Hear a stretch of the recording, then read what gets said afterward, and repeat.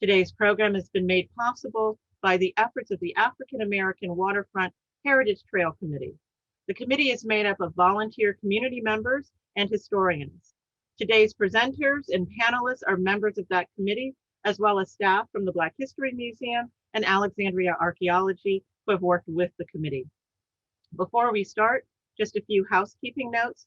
Participants will be muted during the event, but we encourage you to place your questions in the chat at the bottom of your screen. Those questions will be answered during a panelist discussion led by City Archaeologist Eleanor Breen at the end of the program. Today's event will be recorded and shared on our YouTube page for those who could not attend. African Americans have been part of Alexandria's history since its founding, and the Office of Historic Alexandria Museums are committed to telling these stories. My main reason for suggesting today's program is not just to highlight African American history along the Alexandria waterfront, but to share the ways that African Americans have contributed to the success of our city's success.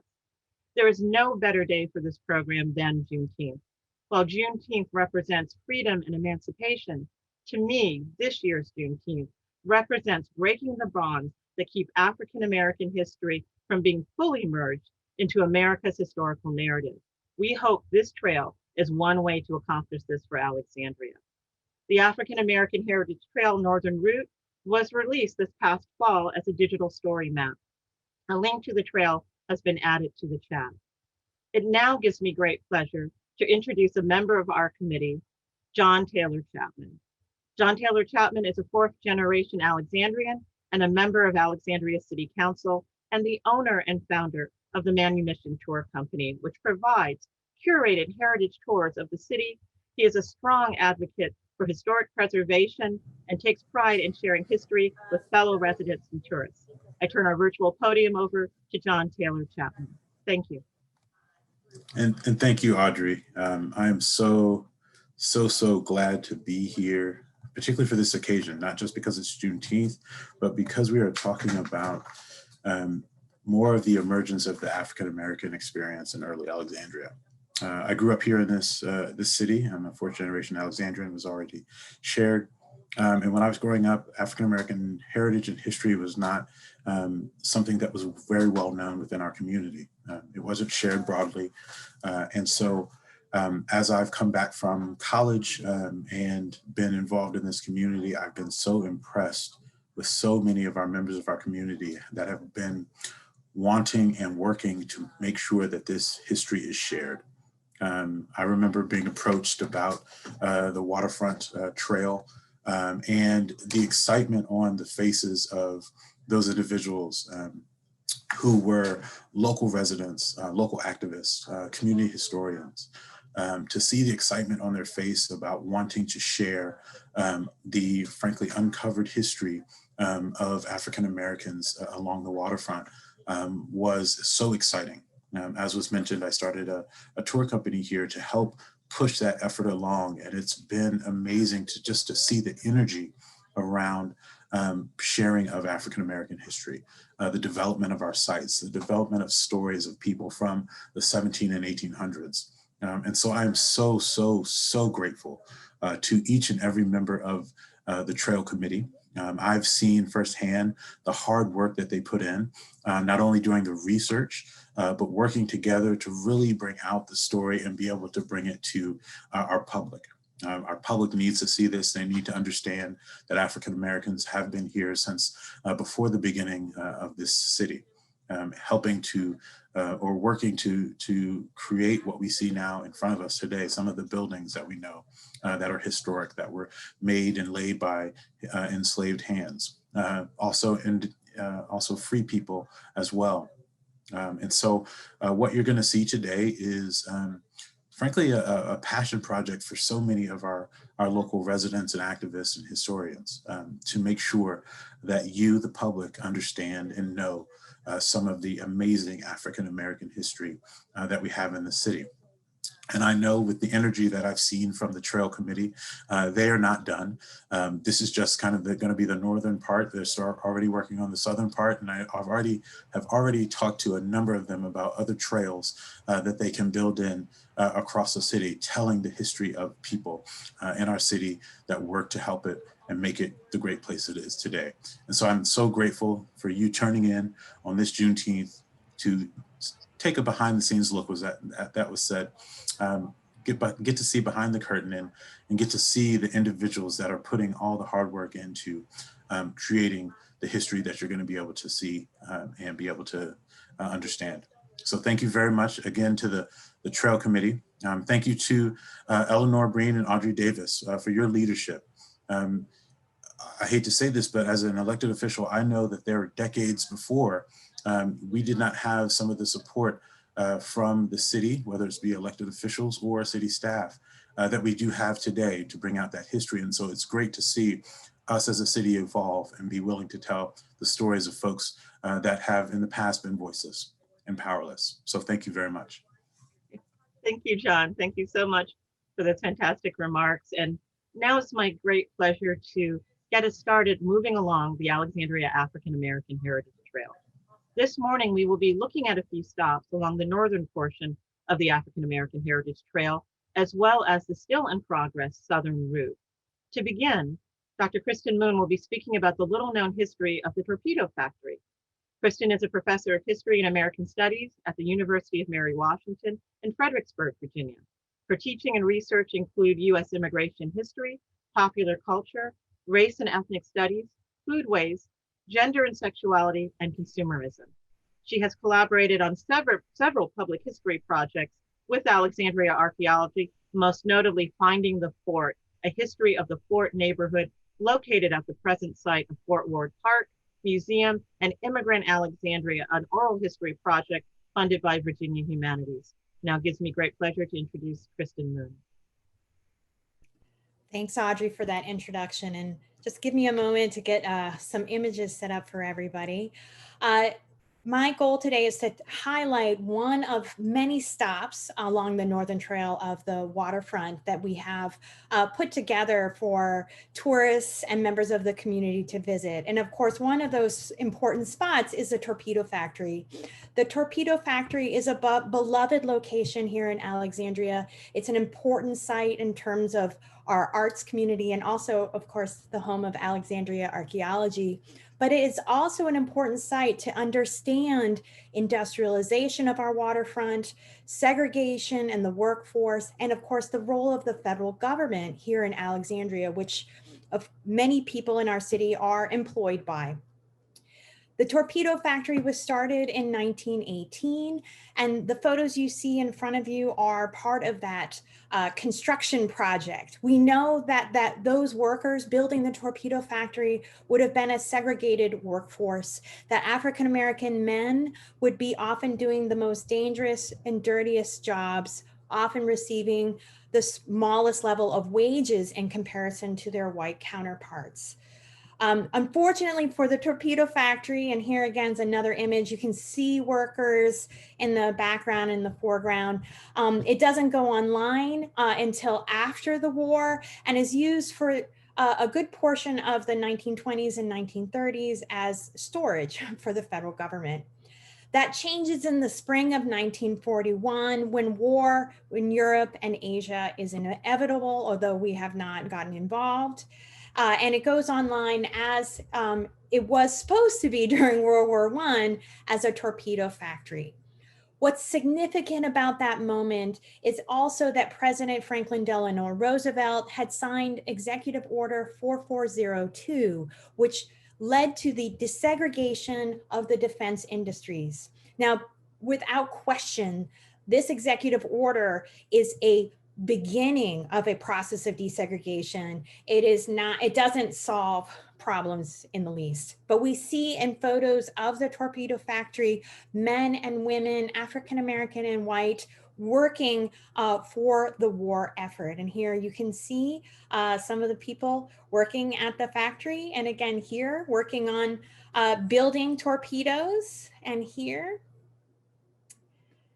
And of course, this particular photo is actually from a journal called The Torp. It was a monthly magazine created for workers at the Torpedo Factory, and it profiled different workers. This is a photo of Hubert Wright, who had migrated from rural Georgia to Alexandria and Washington, D.C., where he worked on the floor of the Torpedo Factory. It's a somewhat extraordinary story because so few African-American names that we have for workers during the war. The history of the Torpedo Factory and its significance doesn't end with the war. And in fact, I would argue probably one of its most important roles is what happens after the war. It is the site where we process and catalog the German captured records. Now, these records initially were used for intelligence purposes, but after the war, they were used to prosecute crimes against humanity as a result of the Holocaust, and especially the Nuremberg trials. They were also recognized for their historical significance, and the American Historical Association, through a cadre of German scholars, helped process these papers. Here again, we know that we see the desegregation of the federal government amongst its workers. And again, here are some wonderful photos that we found at the National Archives. Now, I'm treating this story as a historian, but as luck would have it, we have somebody from our community, and hold on as I try to close all the windows here that I have open, who actually remembers their mother working at the Torpedo Factory during the war. And of course, that person is Lillian Stanton Patterson. Lillian Stanton Patterson is a 2012 living legend of Alexandria and a lifelong resident with deep familial roots in the city. She was raised in the Uptown community, now part of the Parker Gray Historic District.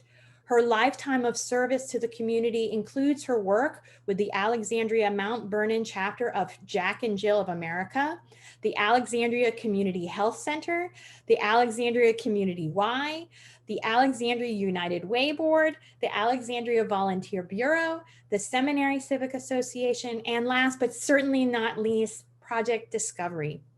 She currently serves as historian for Shiloh Baptist Church and as a curator at the Alexandria Black History Museum. I'd also like to add she is our oldest city employee and has had the longest career with the city.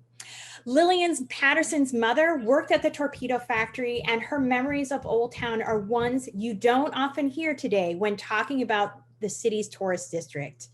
Now, we're going to show a video of an interview with Ms. Patterson. You may need to turn up your volume when the video begins.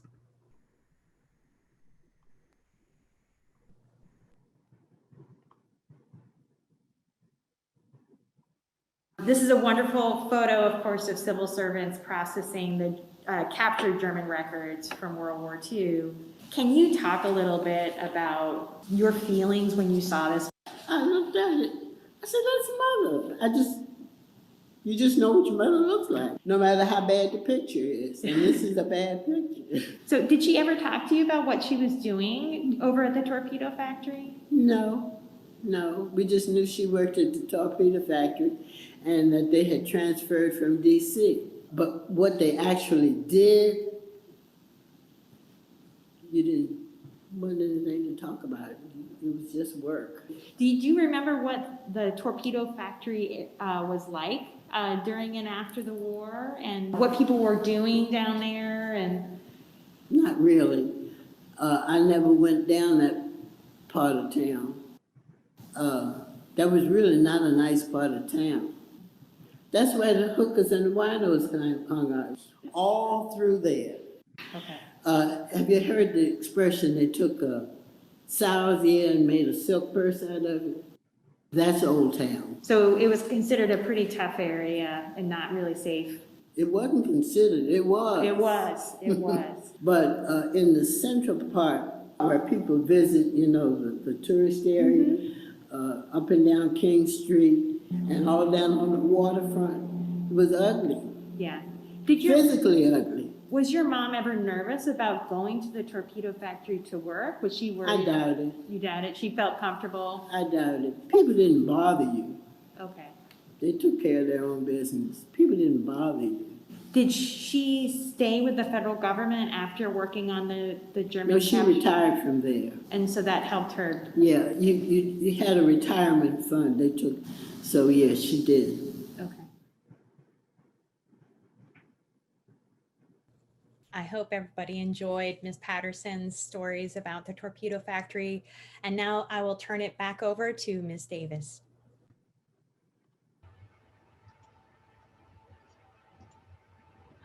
Thank you, Kristen. And it's always interesting to hear Lillian's remarks. She has such a wealth of information about the city.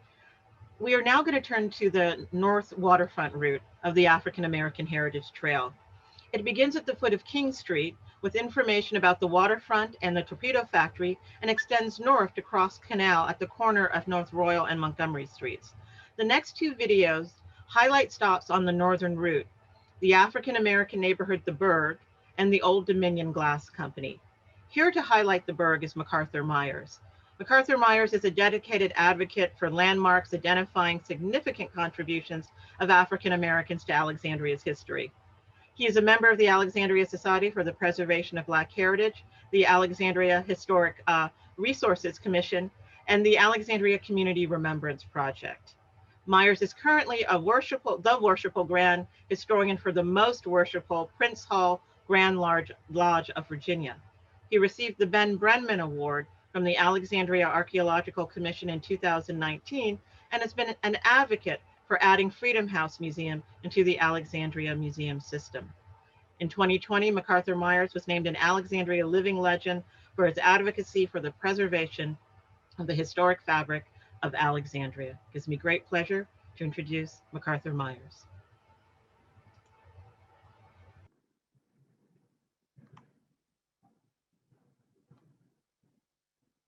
Development of this area has a great history. So I'm in a section what we call the Berg, B-E-R-G. Some people call it B-U-R-G. It's been shortened from Petersburg. Some people call it Grantville. When African Americans developed this community, they also developed the institution. The institution of it was schools and benevolent societies. The American Baptist Association came in from Philadelphia and as well as from Cambridge, Massachusetts, to help teach and model for the newly freed. A couple things happened in the Berg. Smallpox, measles. There was a great epidemics. It was a breeding ground for the epidemics, particularly the epidemics of 1870, then 1872. But one of the things that came up after the Civil War that the people, black folks, was the River Queen. The River Queen was the boat that Lincoln and Grant met with the Confederate soldiers and Hopewell, which became what they call the Hampton Roads Conference, was to set the standards of surrender of the war. However, after the war, 1865, the River Queen came to D.C. as a steamboat, but it was a segregated boat that went along the river for excursion to Maryland and back up the river that black folks, and matter of fact, it docked here. We pretty much in the heart of the Berg right now. As you can see, this is where the schools were located, and a baseball field, as well as swimming pool. So we're talking neighborhood. The city took the Berg public housing and built the townhouses. Then you have, of course, the new high-rise. And again, that was where factories were, and that's where people work, community people work. So when they tore that down and built this high-rise, then the industry left, then people have to find work. So many people uprooted, and that is the beginning of I wouldn't say to use the word destruction, but I would say evolution of a new bird or new neighborhood. The bird is only one story in the city. which is huge. It's a big city. One city, many stories. Tell them all.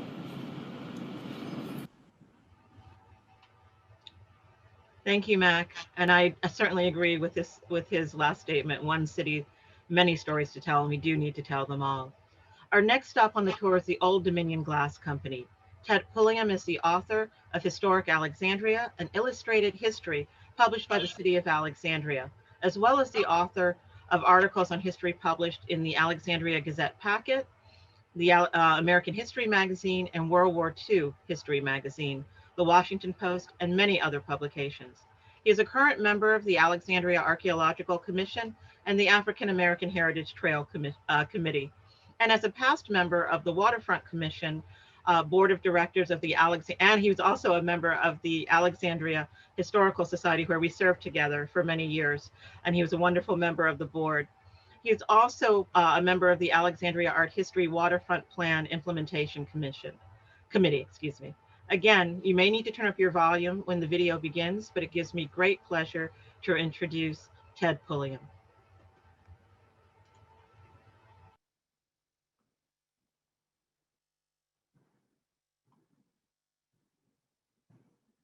Well, the place behind me right now is a construction site, but about 100 years ago, it used to be a glass factory called the Old Dominion Glass Company.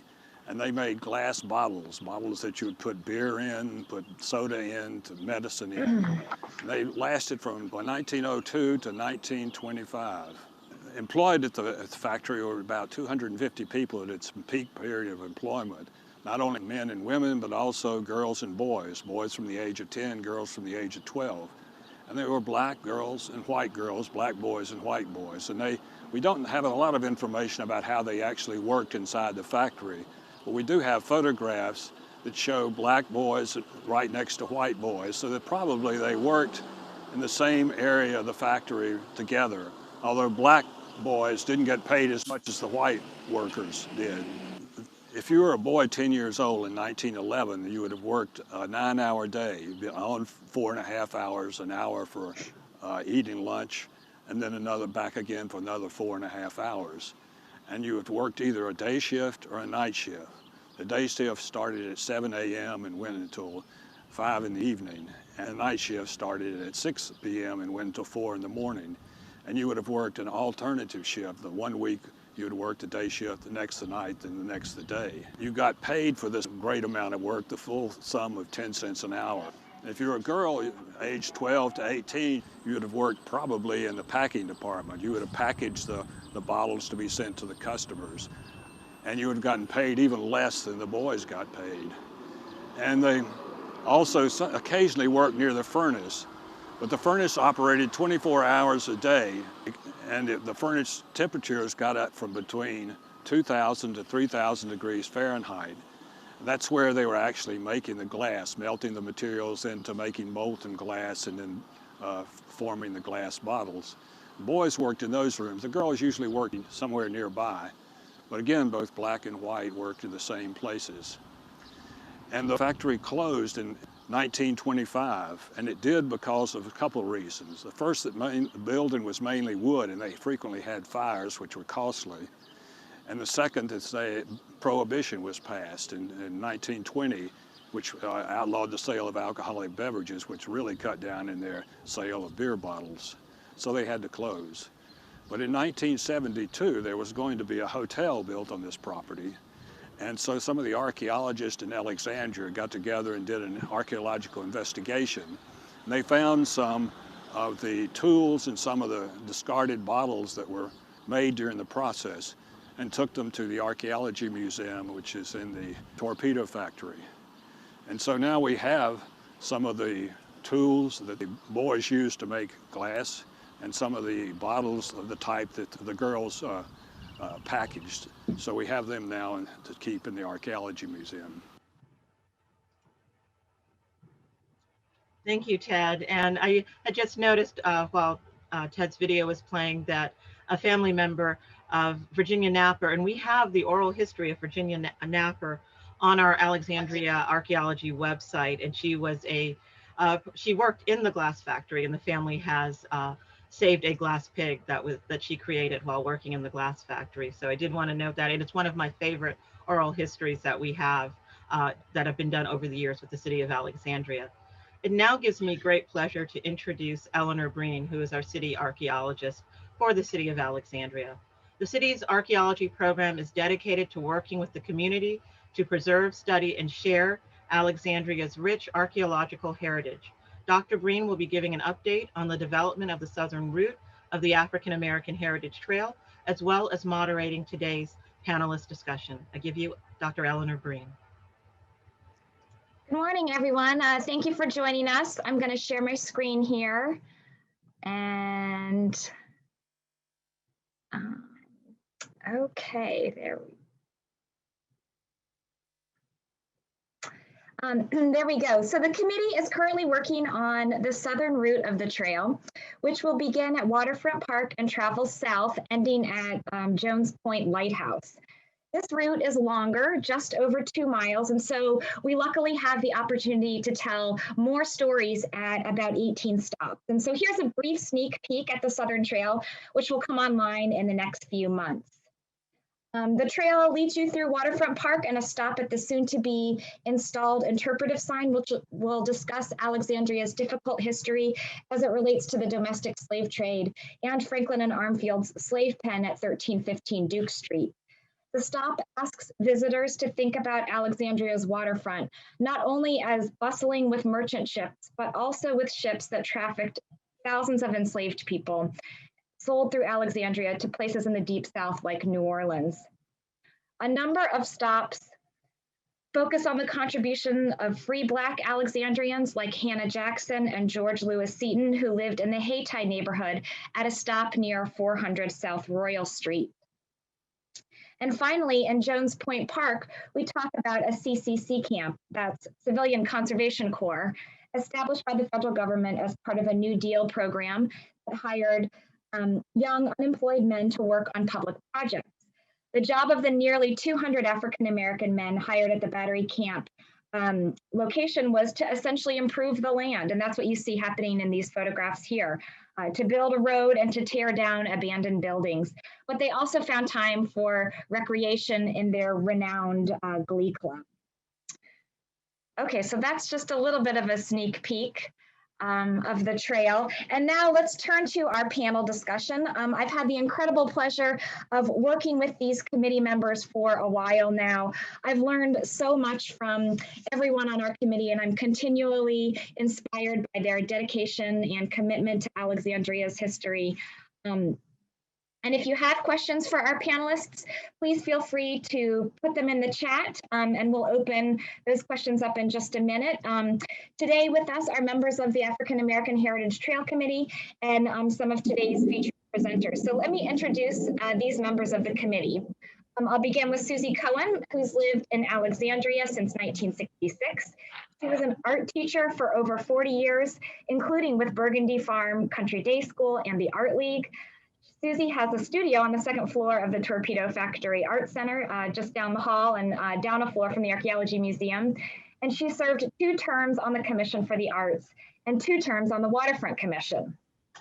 Let me now introduce Gwen Day Fuller. She's a retired educator with 30 years of experience. She's an alumni member of the Boston chapter of Lynx, Inc., a member of the Northern Virginia chapter of Delta Sigma Theta, a member of the Northeasterners, the New England Arts Group, and past board member of the Children's Museum in Boston. Gwen served as secretary on the Alexandria Library Board, co-chair of the Concerned Citizens Network of Alexandria, and co-chair of the Superintendent's Committee on African American Achievement. And in 2010, she and her father, Ferdinand T. Day, received a Generation to Generation Award from Senior Services in Alexandria. We also have with us Dr. Ben Skolnick, an archaeologist for the city of Alexandria, and my colleague, specializing in landscape archaeology, digital mapping, and GIS. He holds a bachelor's from the College of William & Mary and a doctorate from the University of Maryland. And before coming to the city in 2015, he was the associate director and lab manager for archaeology in Annapolis. And he's also our story map extraordinaire. He is the person behind, the technological wizard behind the digital African American Heritage Trail story map. And as I'm reading these biographies, I'm just thinking it's even more precious, all the hours that have been donated to create this heritage trail with the busy lives that everyone on this committee leads. So let me ask a few questions of our panelists. I'd love to start with you, Ben. If you could tell us how technology brings history to light in new and different ways from your perspective. Yeah, so the platform we used to put together the story map, which I saw the link to got put in the chat. So click on that, and as we're talking, feel free to scroll through it if you haven't already. The technology, the platform is a platform called Story Maps, and it's from a company called Esri or ESRI, and they're sort of at the forefront of digital mapping. And what it does is it gives us an online platform that lets us tell stories in space. And because we do the history of Alexandria, our stories can be about the history of Alexandria as told through space. And so because it lets us embed maps in with photos and videos and text, it lets us put together a self-guided walking tour that takes you from stop to stop and shows you what used to be or still is at the sites, intermixed with documents and photographs, and lets us tell a local place-based history. It gives us more room, I think, than some of the traditional interpretive tools that are at our disposal. So, it doesn't have the same costs that or physical upkeep that physical interpretive panels have that you see scattered around Old Town. They're accessible from anywhere, from any time, as long as you have a computer or even a cell phone. Will give you access to this, and they're ultimately, as much as I like to hear myself described as an extraordinaire or a wizard, you don't need to be a professional historian or a local government to be able to put together one of these story maps. You sign up for an account, and I think they're still free to use.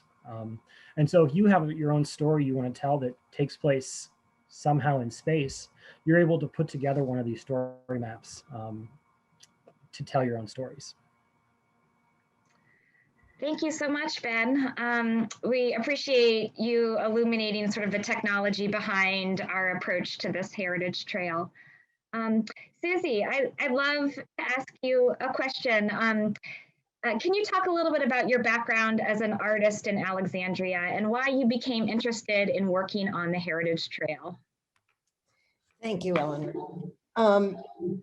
Why am I working on this trail when I'm neither an historian nor an archaeologist? I'm a full-time potter. In 2008, I was chair of the subcommittee of the Public Art Committee, and we drafted the first iteration of the art walk along the river. Several versions later, this walk became the art plan, and along with a history plan was adopted by council in 2012 as part of the Waterfront Small Area Plan.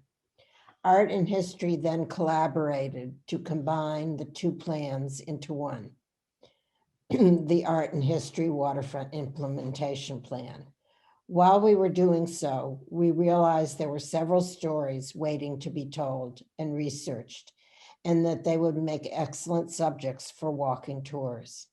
One such subject was the role that African Americans, both free and enslaved, played in the city's history.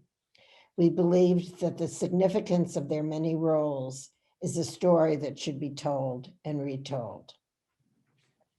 Art is a way to enhance these stories. The trails that we are working on include photographs that add both visual and human connections to the text. In the same way, old shards of pottery provide the opportunity to learn of earlier life in Alexandria. Art can add beauty to life. It can focus on important things. It can start conversations. It can represent, without words, human emotions. It can honor moments and people in history. and tell a story. It can unite people for a common cause.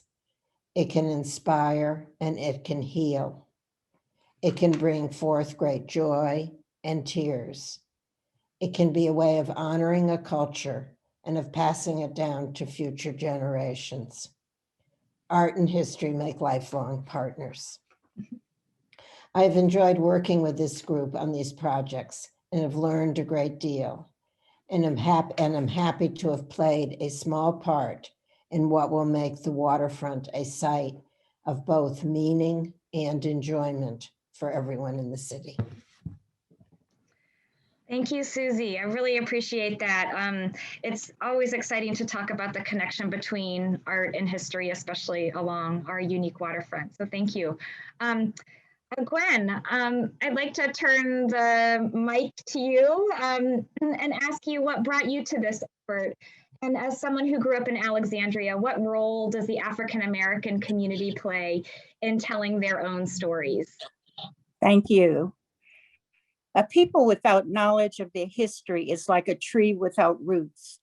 From an early age, it has been my honor and pleasure to sit at the feet of so many who led the way, disseminating our history as we knew it.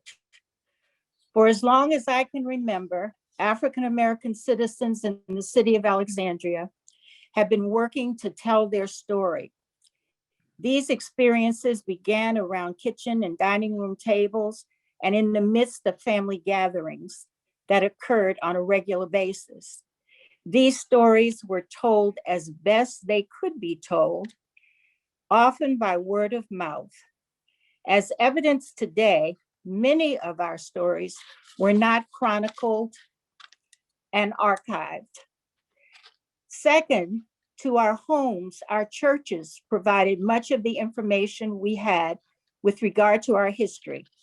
Programs were held in churches and later in recreation centers, the Hopkins House, the Boys and Girls Club, the Elks Home, the Oddfellows Home, the American Legion, the Black History Museum today, and the Departmental Progressive Club.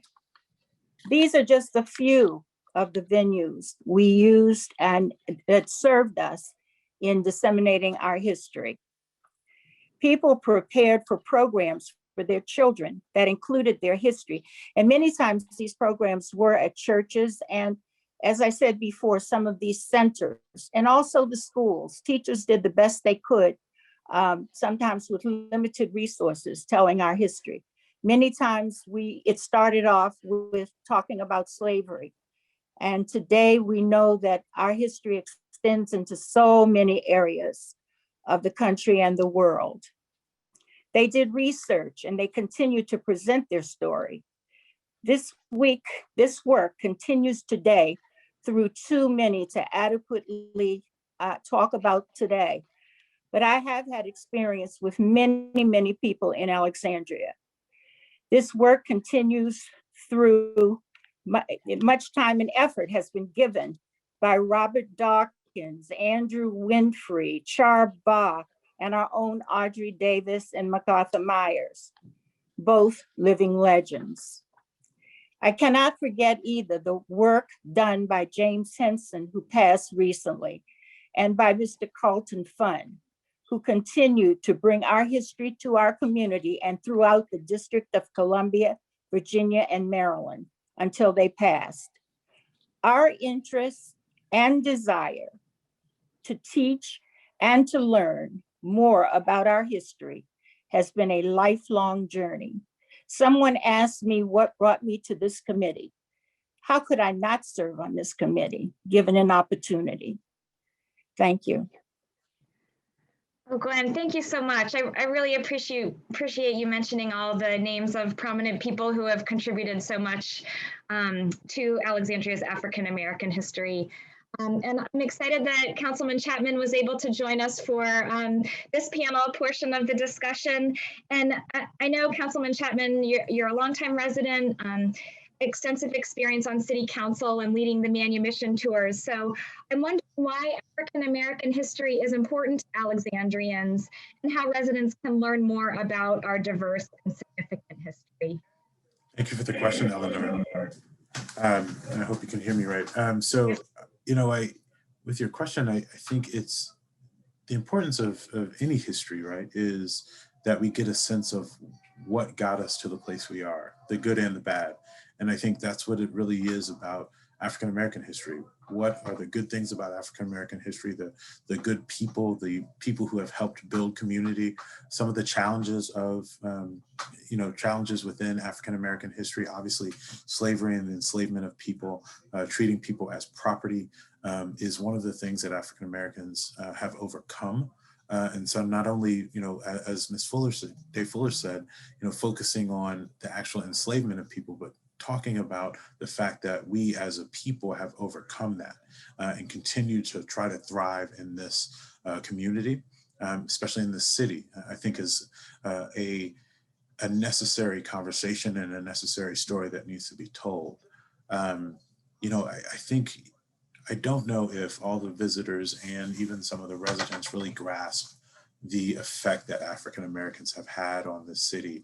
When we're talking about the building of some of the more prominent buildings in our city that we represent and know as historic buildings, and we think about the time period when those buildings were built, the question should pop in our heads: who actually built that building?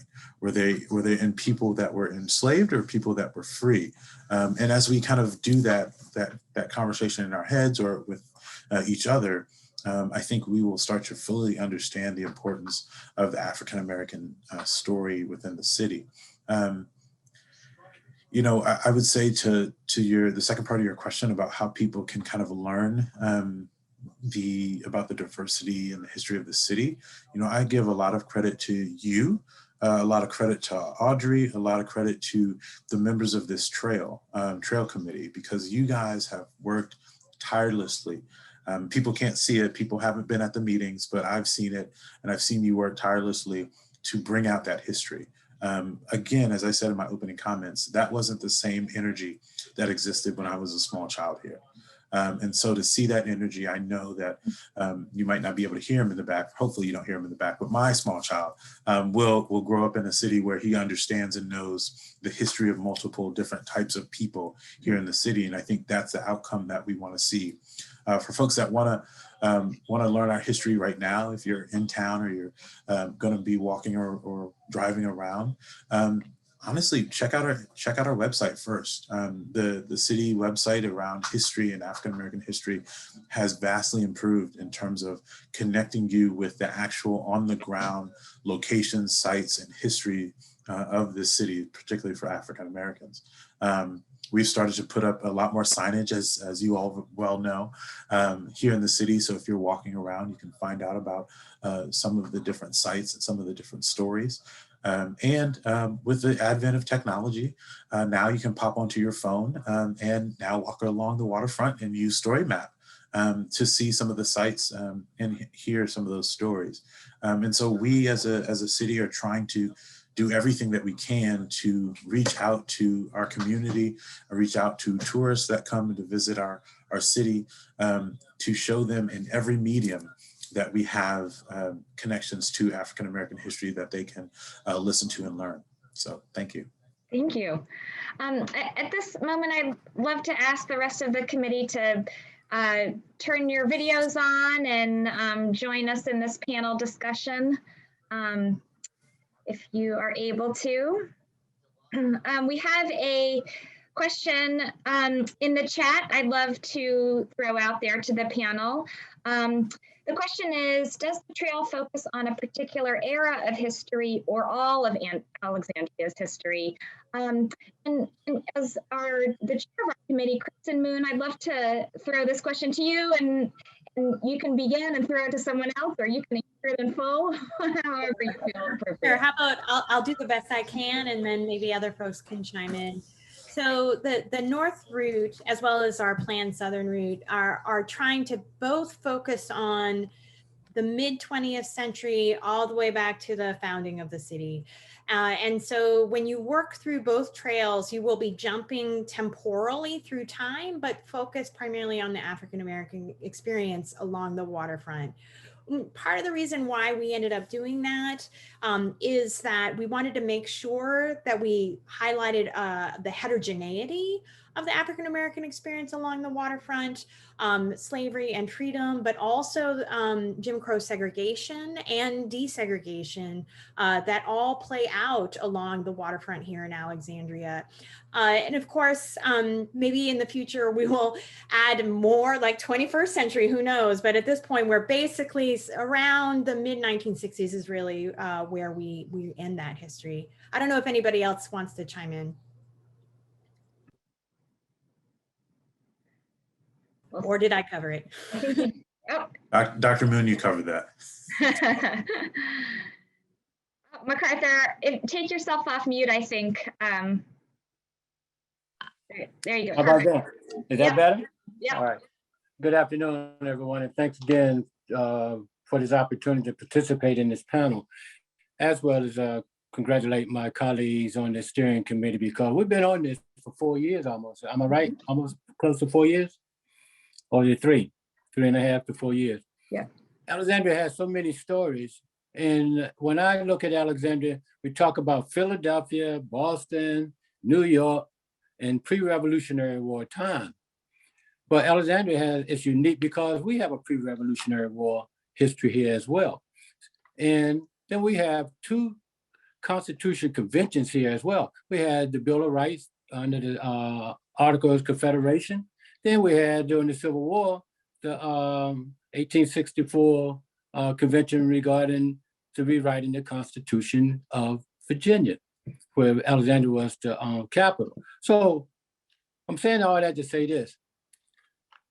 We know the stories are here because during the War of 1812, Alexandria wasn't burnt like they did in Washington. They wasn't burnt like they did in Bladensburg or Baltimore. So we have the records. All we have to do is go back, read the records, eat the records if you want to, if you will, to get the story, because it's here.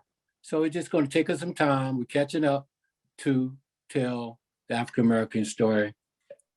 And because it's here, we need to make it visual. And that's what I meant with equity. Thank you. I'd like to just add one thing, and that is what a difference it makes for our children to be able to see people that look like them working in major ways in the city. And that's something that I really did not have an opportunity to see or experience growing up. And there's so many things that I've learned on this committee that I had no idea of. What a pleasure to be able to be alive, to be able to see these things written about, spoken about, and shown through visual aids. Thank you so much, Gwen. I think we have time for just one more question in the chat. And I think this is a really good one to end on. And I'm going to throw it out to whoever grabs it first. Okay, so the question is, were there any revelations that particularly surprised or delighted those who worked on creating the Heritage Trail? Oh, that was a good one. I would like to. Resiliency is the key. I mean, when we talk about the African-American history from 1619 coming to America to today, Juneteenth, just think, in the diaspora, the gravity, that's gravity, but the diaspora of our people, of the American story. The African-American story is America's story. I mean, it's world history, world story, but the resiliency of all that was put upon the enslaved as well as the free, because you couldn't tell who was enslaved or who was free because you had the same color, the same melanin in your body. So the jeopardy of walking down the street, being kidnapped was, and then you come after the Civil War, then you come into where we are now. I mean, that's a lot of strength, universal strength. I like to end down there. Thank you. If I could add real quick, sometimes when in the before times, I guess, when I would be in the museum or out giving history talks or archaeology talks to groups, people would frequently come up to me and say, it's so great that Alexandria has all of this history. And and I understand what they're trying to say, but ultimately everywhere has all of this history. It's just that Alexandria has spent the time and the energy to invest in the history and telling these stories. And so when we put together some of these the walking tour, we have there's a constellation of sites that Alexandria Archaeology and other parts of the Office of Historic Alexandria have looked at and investigated and researched over the last 30, 40, 50 years. And being able to, pull off, the site reports that nobody ever looks at off the shelf and open them up and tell some of these stories that don't usually see the light of day. It's been a fantastic opportunity and another chance to invest in the history of our city. Thank you so much, Ben. Anybody else want to weigh in on this question? Okay, if not, I'm going to turn it back over to Audrey to conclude our event today. And for those of you who asked questions in the chat, we will follow up with you and get you answers to those questions. So thank you so much. Audrey, back to you. Great, thank you, Eleanor. And I do want to just a second, I think it was something that Mac had said, that it has been such a joy and a privilege to work with the members of the committee, and just our meetings are a lot of fun because you have a great sharing of history and you're learning something new every day. And I've been with the city now for 28 years. And when I first came, there was so much that there was yet to uncover. There was so much that we already knew that we wanted to promote. And it's just great to see that evolution over time.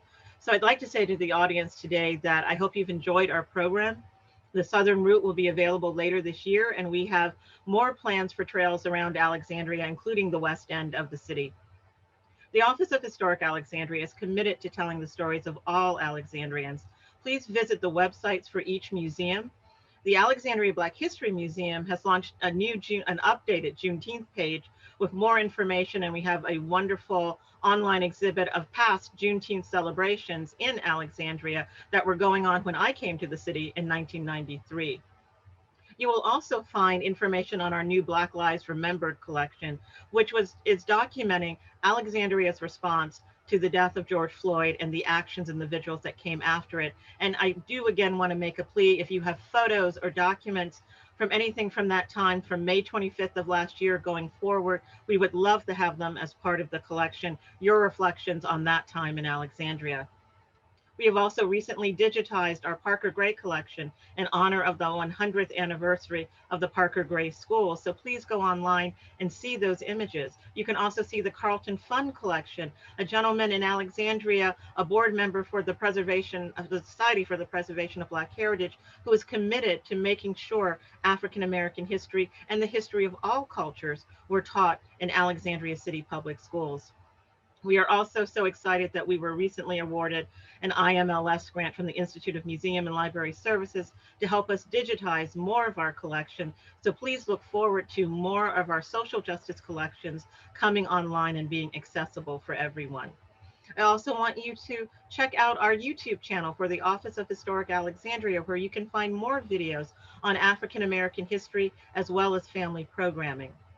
In the words of MacArthur Myers, we are one city with many stories, and we need to tell them all. And I think that really perfectly sums everything up that we are trying to do with the trail. I want to thank all of our presenters. I want to thank you for joining us today, our audience. And I also would like to invite you to take part in our second Juneteenth event today at 2 p.m., a virtual concert by the Washington Rebels Jubilee Voices. They filmed around the city for this concert, and this concert will reflect the African-American history of Alexandria. The ensemble is committed to the preservation of African-American history and traditions, presenting songs and stories of struggle, perseverance, trials, and triumphs as expressed through a cappella music, drama, and dance. A link to register for the concert has been added to the chat. But before I end, I would like to, extend our great thanks to Emma Richardson, who has provided tech support and helped us get organized for this program and has been a wonderful colleague in pulling this all together. So many thanks on behalf of the committee to her. But before we end, I would like to bring on Francine Bromberg, our former city archaeologist and a board member for the Alexandria Historical Society, for a special presentation. Thank you so much, Audrey. On behalf of the Alexandria Historical Society, I am pleased to present a special award to the Alexandria African American Heritage Trail Committee for their research on and contributions to the public awareness of the history of Alexandria's African American community, covering more than 200 years. Through its awards program, the Alexandria Historical Society recognizes those who have made noteworthy contributions to the preservation of the historic, cultural, and artistic heritage of the city, with special consideration given to the dissemination of information on social and cultural history to the public. Combining new research findings with stories of the African American residents of our city and the results of decades of work into the city's African American history by historians and archaeologists, the committee envisions a network of trails that highlights the complexity of the African American experience in Alexandria as it changed through time. As expressed by Carlton A. Funn, a native Alexandrian Parker Gray alumnus and Alexandria public school teacher, and I quote, "In order to understand today and tomorrow, you have to understand yesterday." Funn's words highlight the essence and importance of the African American Heritage Trail to the city of Alexandria and to all who seek to understand the history of the African American experience, its role in shaping the present, and the path forward to a richer and more robust cultural understanding. Although the committee began to meet in 2017, the trail takes on added significance as a bridge to a more inclusive public understanding of African American history as our nation has struggled to confront the ongoing realities of police brutality over the past year.